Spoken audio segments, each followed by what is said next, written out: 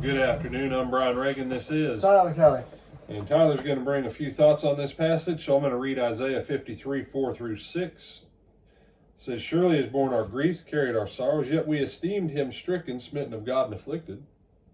But he was wounded for our transgressions, bruised for our iniquities. The chastisement of our peace was upon him, and by his stripes we are healed. All we like sheep have gone astray. We have turned every one to his own way, and the Lord has laid on him the iniquity of us all." Go ahead, Tyler. I think what the part about this set of verses that sticks out to me the most is verse 6, when it talks about how, like sheep, we've all gone astray, because I think we've mentioned at least a couple of times before, sheep are ridiculously stupid, and without a shepherd to guide them along, they would just sit in the same place and eat all their food, and then when they've got no more food, then they'd die because they wouldn't go looking for more food. But because we had a shepherd who was willing to, like I said, been beaten, bruised for our transgressions, or bruised for our iniquities and crushed, wounded for our transgressions. There we go.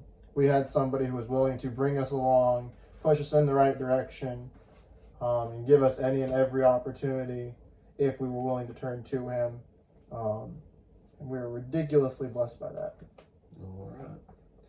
And the only thing I would say is, as you look at verse 4 and 5, in grief, you'll labor, grief, sorrow. That's what he carried. We thought he was the unlucky one, not realizing our own condition. He was wounded for our transgressions, bruised for our iniquities. Chastisement of our peace was upon him. By his stripes we were healed. This is Jesus prophetically right here, and in actuality later on, undoing everything of the sin of Adam.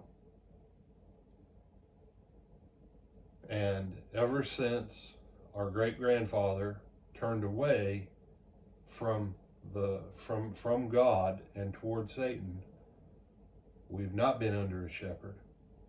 We've been under a wicked taskmaster that hates our guts. But in what Jesus does at Calvary that we see in these verses is the undoing of all that, so that whoever wants to come back under him as a shepherd can.